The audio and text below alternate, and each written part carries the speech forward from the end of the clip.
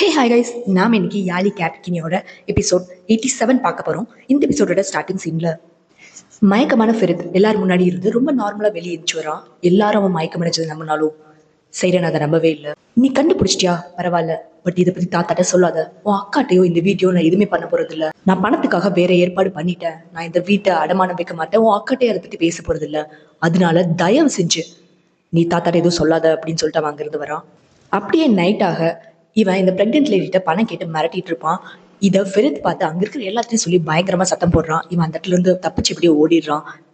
இவன் எல்லாரும் முன்னாடி ரொம்ப நல்ல மாதிரி நடிச்சு ஏமாத்திட்டு இருக்கா. இதே நேரத்துல சுனா ரொம்பவே டென்ஷனா இருக்கா. ஏன்னா டாக்டர்ஸ் சேரனுக்கு குழந்தை பிறக்கிறதுக்கு வாய்ப்பு இல்லை அப்படிங்கிற மாதிரி சொல்லியிருக்காங்க. இதை சேரன்ட்ட சொல்லி அவங்கள ஹாஸ்பிட்டலுக்கு வர சொல்லுங்க அப்படின்னு சொல்லியிருக்காங்க. இது தெரிஞ்சுமே அவ யார்ட்டையும் சொல்லாம மனசுக்குள்ள போட்டு அவ ரொம்பவே குழப்பத்தோடையும் கஷ்டத்தோடையும் இருக்கா.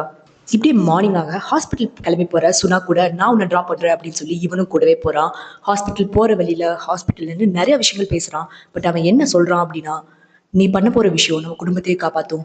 நம்ம குடும்பங்கிறது நீ அப்தின் உன்னோட குழந்தைங்க, நான் சேரன் என்னோட குழந்தைங்க, எல்லாரும் நல்லா இருக்கிறதுக்கும் நம்ம எல்லாரோட ஃபியூச்சரும் நல்லா இருக்கிறதுக்காக தான் நான் இதை கேட்கறேன் அப்படிங்கிற மாதிரி சொல்றான். குழந்தைங்களை பத்தி பேசினதுமே சுனா ரொம்பவே கஷ்டப்படுறான். டாக்டர் போய் உள்ள அவ கேட்கும்போது அவங்களுக்கு இதுக்கு மேல குழந்தை பிறக்கிறதுக்கான வாய்ப்பே கிடையாது அப்படிங்கிற மாதிரி டாக்டர் சொல்லிடுறாங்க. இதை கேட்டு அவ வெளியே வரும்போது அந்த இடத்துல சேரனும் வந்திருக்கா. எதுக்கு ஃபெரித்தும் கூட ஹாஸ்பிட்டல் வந்திருக்கான், ஏதாவது அவன் சொன்னானா அப்படிங்கிற மாதிரி அவ சந்தேகப்படும் போது இல்ல இல்ல எல்லாம் நார்மல் தான் அப்படின்னு சொல்லி சுனாவோட ஃபேஸ் சரியில்லை அப்படிங்கறத சேரன் நோட் பண்றான். என்னன்னு கேட்கும்போது சுனா அதாவது அவளுக்கு தான் குழந்தை பெற்றுக்கிறதுக்கான சான்ஸ் கம்மி, சேரனோட ஹெல்த் நல்லா இருக்கு அப்படிங்கிற மாதிரி சொல்லிடுறா. இந்த சோகத்தோடய வீட்டுக்கு வரும்போது கார்ல ஃபோன் இருக்கு, நான் எடுத்துட்டு வந்துடுறேன் அப்படின்னு சொல்லி உள்ள போய் ஃபோன் தேடுற மாதிரி ஃபெரித் கிட்ட நான் அடமான கடனுக்காக சைன் பண்றதுக்கு ஒத்துக்கிறேன் அப்படின்னு சொல்லிட்டு வந்துடுறா. இதனால ஃபெரித் ரொம்பவே ரிலீஃபா ஃபீல் பண்றான். இந்த சந்தோஷத்தோடய போய் தாத்தா கிட்டையும் நான் ஸ்டோன்ஸை ஆர்டர் பண்ணிட்டு அது சீக்கிரமா வந்துரும் அப்படிங்கிற. இவ்வளவு சீக்கிரமா? ஆமா, ஃபெரித் கோருகன்னா யாரு நினைச்சிட்டு இருக்கீங்க அப்படின்னு சொல்லி ரொம்ப பெருமையாவும் சந்தோஷமாவும் பேசிட்டு வந்துடுறான். பட் அவனுக்கு உள்ளுக்குள்ள பயங்கர டென்ஷனா இருக்கு. வெளியே வந்ததுமே அப்தினும் ஃபெரித்தும் சேர்ந்து அந்த டிரைவரை பிடிச்சி மிரட்டுறாங்க. அவன் அதுல உண்மையை சொல்லிடுறான், அந்த குழந்தை என்னோடது அப்படின்னு சொல்லி. இவன் வீட்டுக்கு வந்ததுமே ரொம்ப கோவத்துல ஃபர்ஸ்ட் கால் பண்ணி சொல்றது அவங்க அம்மாக்கு தான். நீ எதுவும் பண்ணிடாத, நீ வெளியே வெயிட் பண்ணி, நான் சீக்கிரமா அங்க வரேன் அப்படின்னு சொல்லி நேரா குல்கன் வந்து இதை பத்தி நீ யார்கிட்டையும் சொல்லாத, இந்த உண்மைய உங்க அப்பா அவரே தன்னால சீக்கிரமா தெரிஞ்சுப்பாரு, அவரு தான் முடிவெடுக்கணும், நாம கிடையாது, இது பிரச்சனை பண்ணாத, அவரு பார்த்துப்பாரு அப்படின்னு சொல்லி அவனை சைலண்ட் பண்ணிடுறாங்க. அந்த நைட்டே டின்னர்ல தாத்தா ரொம்பவே சந்தோஷப்பட்டு அந்த ஃபேமிலியோட பாரம்பரிய ரிங்க ஃபெரித்துக்கு கொடுக்குறாரு. ஆக்சுவலா தாத்தாவோட மாஸ்டர் அது அவருக்கு கொடுத்துருப்பாங்க. இது இனிமேல் உனக்கு தான் சொந்தம், இந்த ஃபேமிலியை நீ தான் கட்டி காப்பாத்துங்கிற நம்பிக்கை எனக்கு கிடைச்சிருக்கு, அதனால இந்த ரிங் இனிமேல் உனக்கு தான் அப்படின்னு சொல்லி கொடுக்குறாரு. இது ஆர்கனுக்கு கஷ்டமா இருக்கு, அதே நேரத்துல அப்தின்கும். அடுத்த நாள் காலையில ஆர்கனுக்குமே தெரிஞ்சிருது இது அவனோட குழந்தை இல்லை அப்படின்னு. பட் அவன் என்ன சொல்றான் அப்படின்னா, நான் சொல்ற வரைக்கும் இது யாருக்கும் தெரியக்கூடாது, நீ எனக்காக இத்தனை நாள் எப்படி நடிச்சியோ அது மாதிரி எல்லாரும் முன்னாடி நடிக்கணும் அப்படிங்கிற மாதிரி சொல்லிடுறான். ஏன்னா அவனுக்கு தாத்தா முன்னாடி மறுபடியும் அவனுக்கு மானம் போகக்கூடாது அப்படிங்கிறதுக்காக. இந்த மார்னிங் டைமே இவங்க ரெண்டு பேரும் ஒன்னா போய் அடமான கடனுக்காக சைன் பண்ணிட்டு வெளியே வராங்க. அப்ப இவ சொல்றது இது எப்பவுமே அப்துனுக்கு தெரியக்கூடாது அப்படின்ட்டு வரா. ஆக்சுவலா ஃபெரித் ஆர்டர் பண்ணியிருக்கிற ஸ்டோன்ஸ் எல்லாமே ஈஷக் அப்படிங்கிற ஒருத்தங்கிட்ட இருந்துதான். இவ அந்த ஈஷக் கிட்ட பேசி அந்த ஸ்டோன்ஸ் எல்லாத்தையும் திருட சொல்றா. இப்படி சொல்லிட்டு இருக்க இந்த டைம்லயே இவன் நேரா போய் ஈஷக்க பாக்குறா. இவங்க ரெண்டு பேரும் அந்த ஸ்டோன்ஸ் பாக்குறாங்க. இது எல்லாத்தையும் நாங்க கன்ஃபார்ம் பண்ணதுக்கு அப்புறம் பேமெண்ட் உங்களோட பேங்க் அக்கௌண்ட்டுக்கு வரும் அப்படின்னு சொல்லிட்டு ரொம்ப சந்தோஷமா அங்கிருந்து வரான். இதே நேரத்துல அப்தின் போற வழியில யாரோட கார் நிக்குது, போய் அதை எடுக்க சொல்லலான்னு பாக்குறப்போ அந்த இடத்துல இருக்கிறது அப்தினோட அம்மா. அவன்கிட்ட நேரா வந்து நான் உன்னோட அம்மா, இவ்வளவு நாளா உன்னை பார்க்காம நான் ஏங்கி தவிச்சிட்டு இருந்தேன், நான் உன்னை கொஞ்சம் ஹக் பண்ணிக்கலாமா அப்படின்னு சொல்லிட்டு கட்டிப்பிடிக்கிறாங்க. அவன் என்ன பண்றதுன்னே தெரியாம அப்படியே ஷாக் ஆகிக்கிறான். இதே சமயத்துல வீட்டுல இருக்கிற எல்லாரும் முன்னாடியும் ஸ்டோன்ஸ் நம்ம கைக்கு வந்தாச்சு அப்படின்னு சொல்லி பயங்கர சந்தோஷப்படுறான். இதுல அவன் சுனாவை பார்த்து சிரிக்கிறத சரி எனக்கு ரொம்ப சந்தேகமா இருக்கு இவங்க ரெண்டு பேர்த்து மேல. இதே இந்த எபிசோட் முடிஞ்சு அடுத்த எபிசோடோட ஸ்டார்டிங் சீன்ல ஃபெரித்தை யாரோ கொஞ்சம் பேர் நல்லா அடிச்சு கன் பாயிண்ட்ல நிப்பாட்டி வச்சிருக்காங்க. அவன் சாக போறான்னு நினைக்கிறான். அந்த நேரத்துல அவனோட இறந்து போன அண்ணா அவன் கண்ணுக்கு தெரியுறான். நான் உன்கிட்ட வரப்போறேன் அப்படின்னு சொல்றான். அது இப்ப இல்ல அப்படின்னு சொல்லும்போது அவங்க கன் ஷாட் கேக்குது. இந்த நேரத்துல என்ன ஆச்சு, கரெக்டா 24 மணி நேரத்துக்கு முன்னாடி என்ன நடந்துச்சு அப்படின்னு காட்டுறாங்க. சுனாவோட சந்தோஷத்துல சந்தேகப்பட்ட சைரன் அவளை தனியா கூட்டிட்டு போய் பேசும்போது எனக்கு கொஞ்சம் வேலை இருக்கு, நான் கிளம்பி போயிட்டு வந்துடுறேன் அப்படின்னு சொல்லிட்டு அப்தின் வெளியே போறான். ஆக்சுவலா அவன் பார்க்க போறது அவனோட அம்மாவை.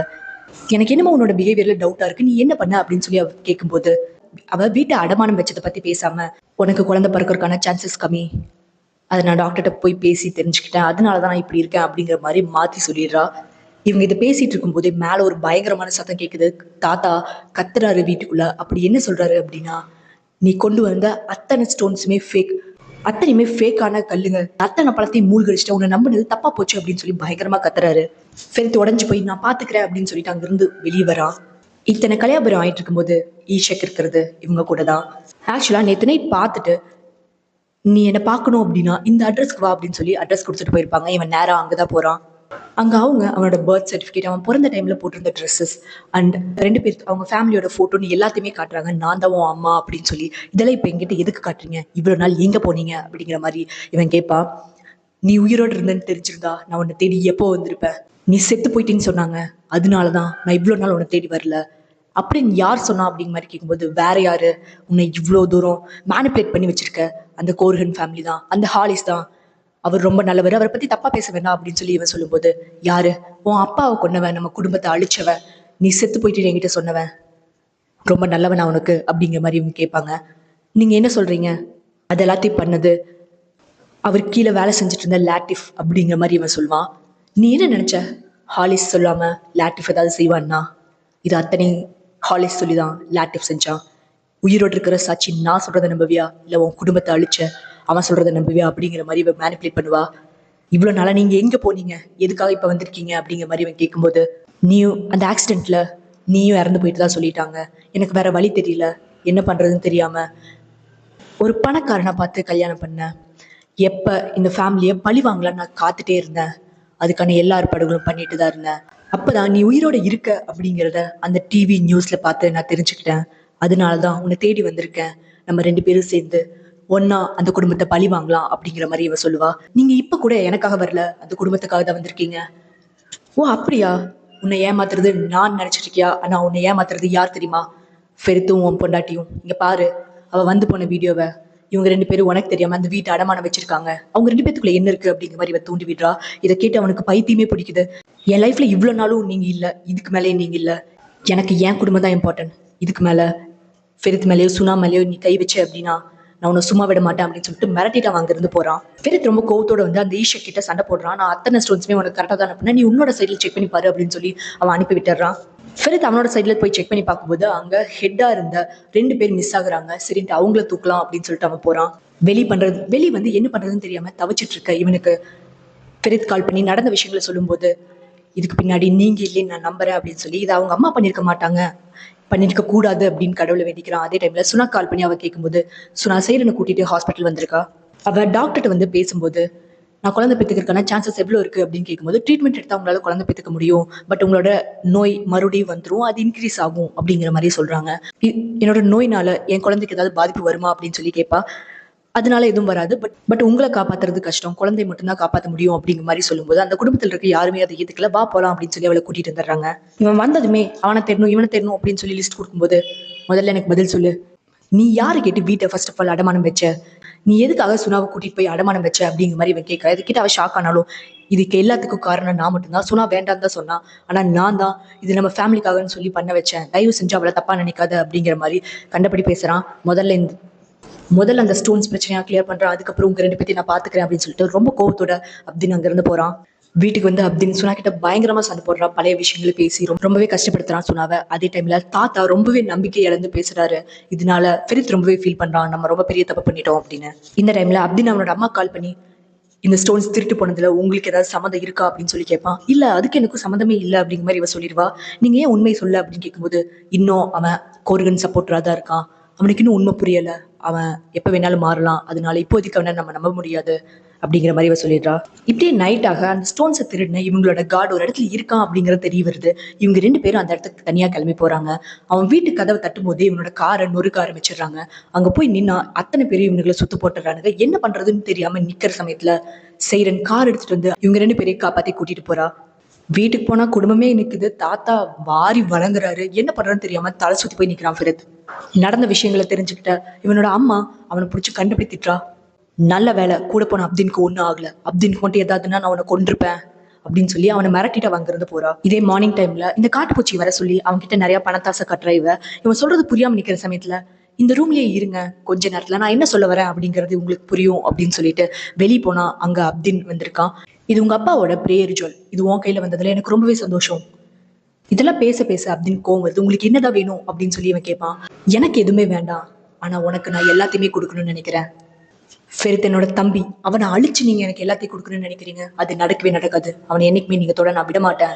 அண்ட் இது எதுவுமே எனக்கு தேவையில்லை அப்படின்னு சொல்லிட்டு அவன் போறப்போ சூஸ் பண்ண.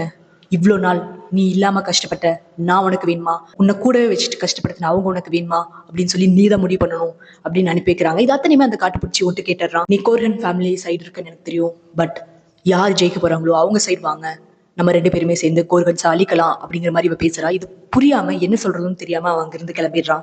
இதே சமயத்துல ட்ரீட்மெண்ட் எடுத்தா செத்து போயிடுவான்னு தெரிஞ்சும் சேரன் குழந்தை பிறக்கிறதுக்கான ட்ரீட்மெண்ட்க்கு வந்திருக்கா. இது வீட்டுல இருக்க யாருக்குமே தெரியாது. இந்த டைம்ல அந்த கார்டுக்கு பணம் கொடுத்தா அவன் அத்தனை ஸ்டோன்ஸும் கொடுத்துருவான் அப்படிங்கிற விஷயம் எனக்கு தெரிய வருது. அதனால நிறைய பணத்தை எடுத்துட்டு அவன் அங்க போனா அந்த பணத்தை புடுங்கிட்டு அவனை நல்லா அடிச்சு போட்டுடுறாங்க. உண்மையில பார்த்தா அதுல பணமுமே இல்லை. இவன் ரொம்ப அதிகமா எச்சு பேசினதும் அவனை கன் பாயிண்ட்ல நிக்க வச்சிருக்காங்க. இதே டைம்ல நீ என்ன பண்ற, நீ ஏதாவது முடிவு சொல்லு அப்படின்னு சொல்லி அப்தினோட அம்மா கேட்கும்போது, நான் உங்க சைட் வரேன், நான் உங்களுக்கு ஹெல்ப் பண்றேன் அப்படின்னு அப்தின் ஒத்துக்கிறான்.